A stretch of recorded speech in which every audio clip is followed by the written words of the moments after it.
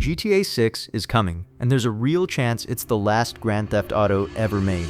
Not because Rockstar is broke, GTA 5 made over $10 billion, but that $10 billion is the problem. $10 billion is more than Avatar, Avengers, and Titanic made at the box office combined. One game, built in Scotland, out-earning the top of Hollywood while everyone argued about whether games count as art. Launch day, $800 million. It crossed $1 billion in 3 days. Avatar took 17, and that game is 13 years old. It still pulls in over $1 million a day from people buying fake money inside it. So look at what Rockstar is actually being asked to do. Spend billions.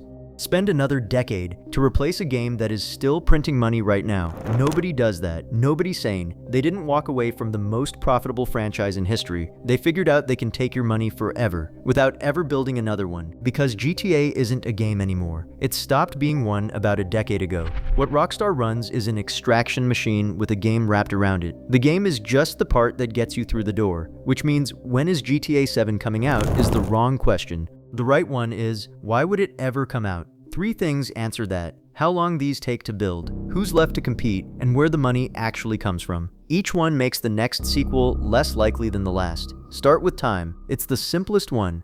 13 years between GTA 5 and GTA 6. The kid who saved up for GTA 5 at 15 is 28 now, and that's not laziness. It's scale. GTA 5 cost around $265 million to make. GTA 6 is estimated between $1 and $2 billion. For context, the most expensive movie ever made came in around $460 million. So Rockstar spent 3 to 4 times the budget of the priciest film in history on one game. That makes it the most expensive piece of media ever produced. Not the most expensive game, the most expensive anything. And here's the trend nobody wants to say out loud. The gap between these games isn't shrinking, it's growing. Which means GTA 7 isn't a 2030 problem, it's a your kids might play it problem. Okay, so it takes forever, fine. Somebody's pushing them, right? Nobody. Literally nobody. There used to be an entire genre here. Saints Row was the loud, dumb answer to GTA. The reboot flopped, and the studio got shut down. Watch Dogs was Ubisoft's version. That franchise is functionally dead. One by one, everyone who tried to build a rival either failed or quietly walked away. So Rockstar has no competitor. Nobody is dropping a game this holiday that forces them to answer it. And a company with no competition has no reason to move fast. And no reason to build a sequel to defend a market it already owns. Completely. When you're the only one in the race, you decide how long it lasts. And that brings us to the third thing, the one that actually matters. The first two make a sequel unlikely. This one makes it unnecessary, because the real product was never the game you buy once. It's the game you keep paying for. GTA Online launched 2 weeks after GTA 5. It has run continuously ever since. No shutdown date. 13 years. Inside it, you buy fake cash with real money, shark cards. A leaked internal dataset last year put the take from shark cards alone at just over $5 billion from selling imaginary money inside a game people already bought. And look, I want to be fair here, this is genuinely impressive engineering. Rockstar built the most durable money machine in entertainment history, a 13-year-old game, still earning over $1 million a day, still pulling 18 million people back in every single month.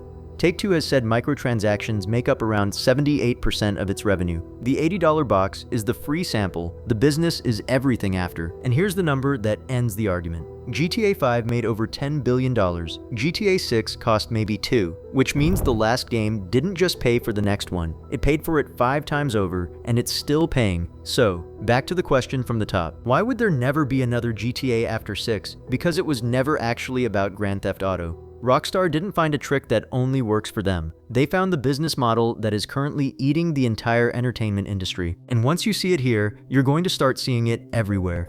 3 things changed, slowly enough that nobody clocked them. 1. The game stopped being the product and became the storefront. You used to buy a game, play it, be done.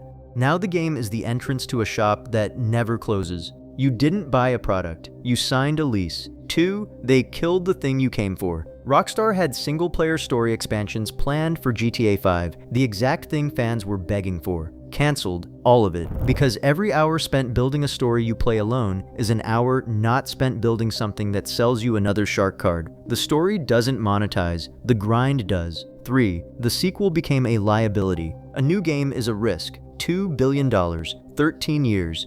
And it might not land. The old game is printing money with zero new investment. So from a shareholder's chair, a sequel isn't an opportunity, it's a threat to a machine that already works. Add it up. We changed what a game is, from a thing you own into a thing you rent. We changed what a studio builds, from stories into slot machines with better lighting. And we changed what a sequel is for, from the next chapter into a risk you avoid taking as long as the old one keeps paying. Do that math, and you don't get GTA 7. You get GTA 6 forever. So who pays for a game that never ends? You do. Not the $80 at the register, that's the cheap part. You pay with everything after. You're not being sold a game, you're being enrolled in one.